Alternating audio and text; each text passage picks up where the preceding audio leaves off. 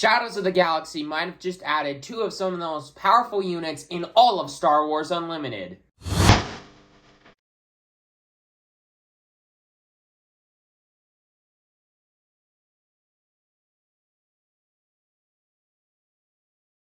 Hello and welcome to the table, and today I'm going to be going over 3 cards that are coming out of the new Star Wars Unlimited set, Shadows of the Galaxy, 1 leader. Now, I know I haven't talked about some of the other leaders that have been spoiled here, like Qi'ra and Rey, but I'm going to go over the newest stuff, Gar Saxon, and 2 incredibly powerful units that are coming out of this set. So to start things off, let's talk about Gar Saxon, Viceroy of Mandalore.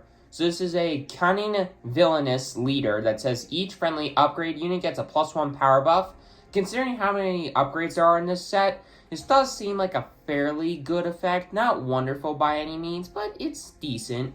And it has an epic action saying if you control 6 or more resources, you can deploy this leader into a 4/7 that says each friendly upgrade unit gets a +1 power buff and gains, when defeated, you may return an upgrade that was attached to this unit to its owner's hand. So, I don't know, Gar Saxon, he's not wonderful by any means. I mean, I would definitely say Qi'ra and Rey, and honestly, most of the leaders, except, unfortunately, since certain ones, are a lot better than Gar Saxon.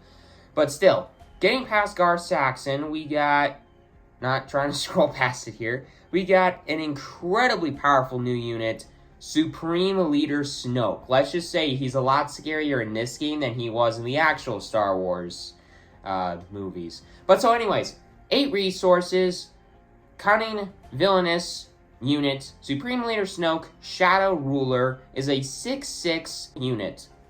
Now, before you're probably already reading what he does and like, what the heck?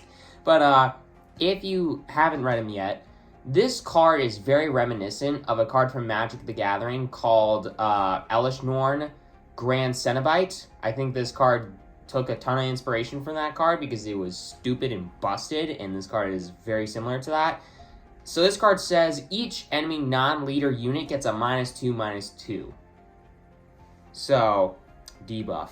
So that's insane because this card, I mean, sure, it costs 8 resources. It's going to be very, very hard to get him out there.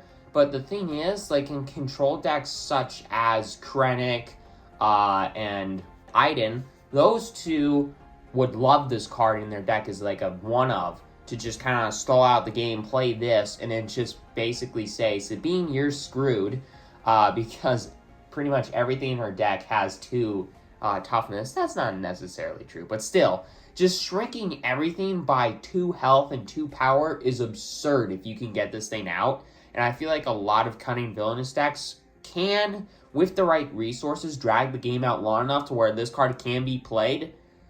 So yeah, this card's good, is basically what I'm trying to say.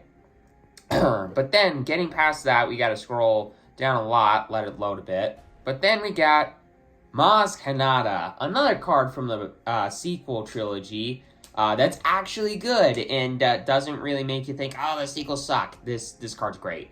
So, it is a control heroic unit that costs 1 resource, and Maz Kanata is a 1/1 underworld unit.